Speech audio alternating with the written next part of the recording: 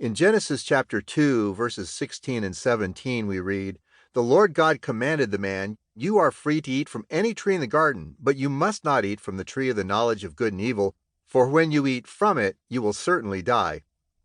Then verse 25 says, "Adam and his wife were both naked, and they felt no shame." God gave them only one prohibition: do not eat from the tree of the knowledge of good and evil. I think they had it pretty good. All Adam and Eve had to do all day long was to garden and play with creation's only physically perfect and completely naked member of the opposite sex. Life wasn't so bad. It's important to emphasize this because God is pro-pleasure. In fact, He created all the pleasures. C.S. Lewis, in his satirical book, The Screwtape Letters, in which a senior tempter instructs a junior tempter on how to tempt Christians, wrote, "Never forget that when we are dealing with any pleasure in its healthy and normal and satisfying form, we are, in a sense, on the enemy's ground." This, writes senior tempter Screwtape, is because pleasure is His invention, not ours. He made all the pleasures. All our research so far has not enabled us to produce one. That's right. God created all the pleasures, including the enjoyment of food, drink, and sex. David praised the Lord in the Psalms that at your right hand are pleasures forevermore. That's Psalm 16:11. So again, Adam and Eve had it good, very good, but this doesn't last. Soon we learn in Genesis chapter 3, verses 4 and 5, that there was a serpent in the garden, which said to the woman, "You will not surely die, for God knows in the day that you eat of it, your eyes will be opened, and you will be like God, knowing good and evil." There it is. God says don't eat this or you will die, but this satanically inspired serpent tells the woman that not only will she not die, but their lives will be better. In other words, the serpent tells Eve that God is not acting in their best interest. Satan tells them that God is holding back something that would otherwise benefit them. Isn't that the way teenagers often think? They will complain to their parents, "You're mean. Other parents let their kids do this." Such teens are saying that their parents are not acting in their best interest and are holding them back from something that would otherwise benefit them.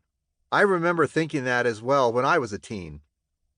I'm convinced that God arranged the family first and foremost such that it is a microcosm of what is going on in the larger universe. Parents and teenagers have the opportunity to see in their own interactions much of what is going on when it comes to God acting in our best interest. It's important for parents then to make sure that they don't tell their kids no only because they just don't want to be bothered, but when it truly is the case that something isn't in their best interest. In doing so, parents model how God treats humankind.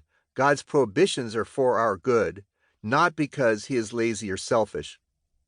Apparently, Eve decided that God wasn't acting in her best interest.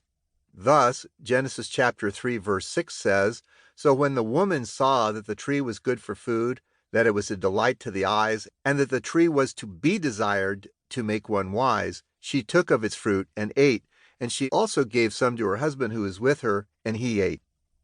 And of course, it turns out that Satan lied to them. In verses 7 and 8, we read about what happened next. "Then the eyes of both were opened, and they knew that they were naked, and they sewed fig leaves together and made themselves loincloths. And then they hid themselves from the presence of the Lord."